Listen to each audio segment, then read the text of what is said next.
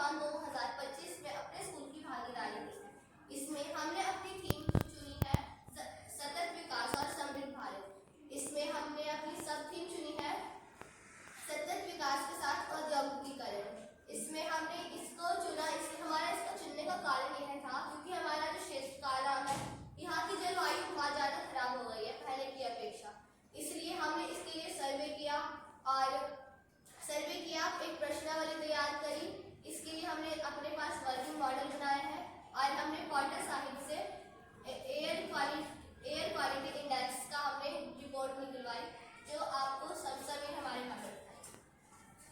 ये जो हमारे एयर क्वालिटी इंडेक्स है, ये हमने पॉन्टा साहिब रीजनल ऑफिस लैब से मंगवाई है। ये जो इंटरनेट पे भी अवेलेबल है, आप इसकी वेबसाइट पे भी जाकर चेक कर सकते हैं।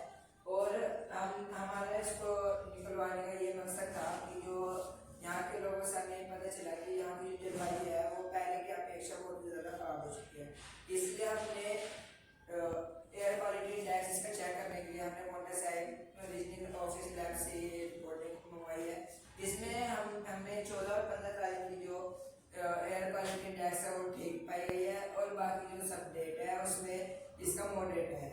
और जो कंपनियों से निकलने वाला जो दूषित पानी होता है उसके बारे में हमारे टीम में जितना, जैसा कि आपको पता है, आज की अपेक्षा पहले मान लो नदी का पानी उद्योग से पहले इतना साफ स्वच्छ हुआ करता था। उद्योग लगने के बाद वो उतना ही दूषित होता जा रहा है। जैसे हमारे उद्योग लगने से पहले पीने का पानी तो 35% था, जब उद्योग लगने के बाद तो हमारा पीने का पानी 10% है। जैसे ही हमारे नदी का पानी उद्योग लगने से पहले कपड़े धोने के लिए वो 25% था, उद्योग लगने के बाद वो 20% रह गए। जैसे ही अन्य इस्तेमाल हमारे उद्योग लगने से पहले 0% थे, वैसे उद्योग लगने के बाद 80% चले गए उद्योग लगने। आगे हमारे क्या होगी?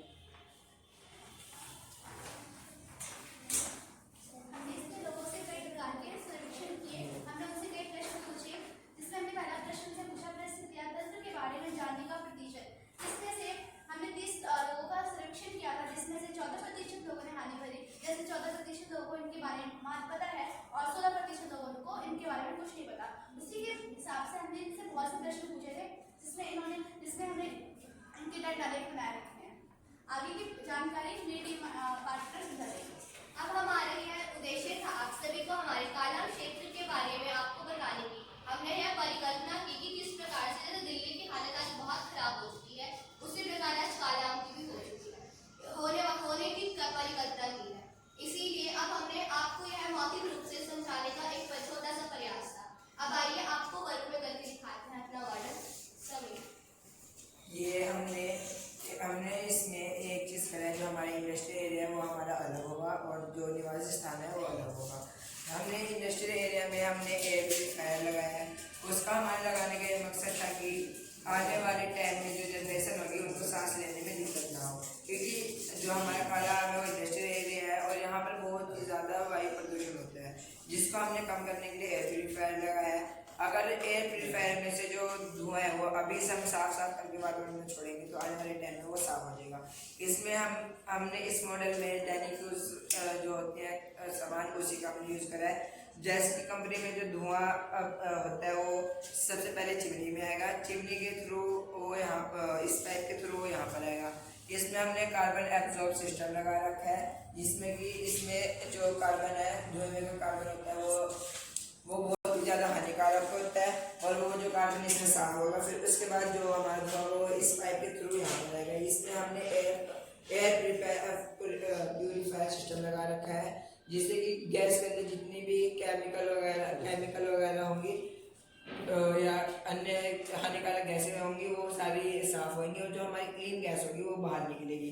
हम इसको आप एक बार चला के दिखाते हैं।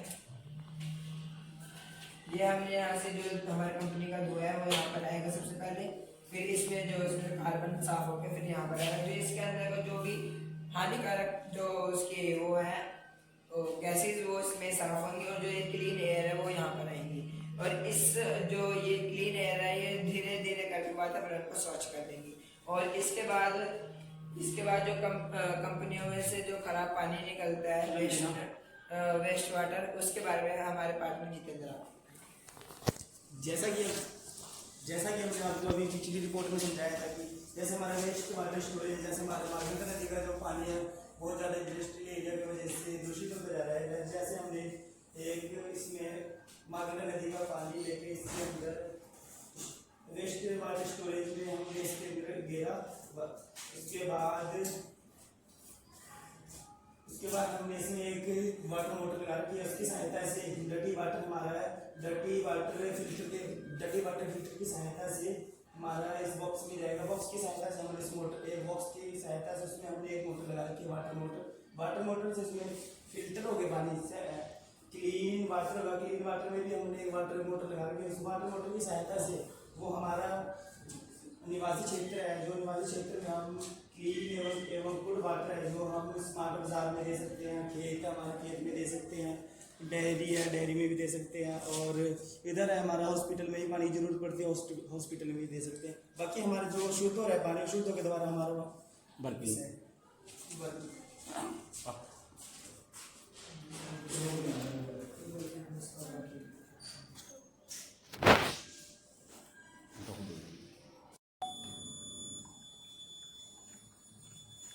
ये आप देख सकते हैं इसमें से जो गंदा पानी है वो इस कंटेनर में आता है, और इसमें जो हमारा गंदा पानी है फिल्टर होके वो नीचे जा रहा है, और इसके जो फिल्टर पानी है वो हम उसको क्लीन टैंक में डाल रहे हैं।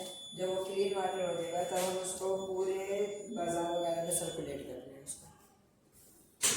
फिर जो उसके आगे का जो हमारा बिजली उत्पादन है उसके बारे में हमारी टीम में संदेह बताएंगे।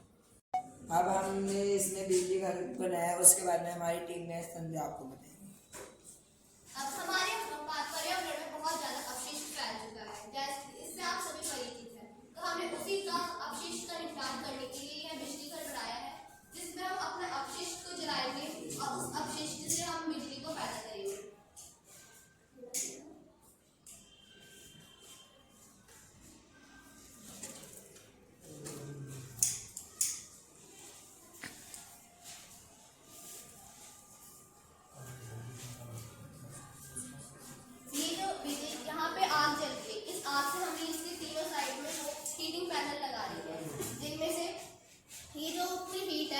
पैनल जो है इसके एब्जॉर्ब करेंगे और पूरी हमारी इसमें जो लाइट है वो लाइट जलेगी। यहाँ पे इस लाइट का हम यूज फैक्ट्रियों में कर सकते हैं, घरों में कर सकते हैं। बाकी इसका और लाइट चला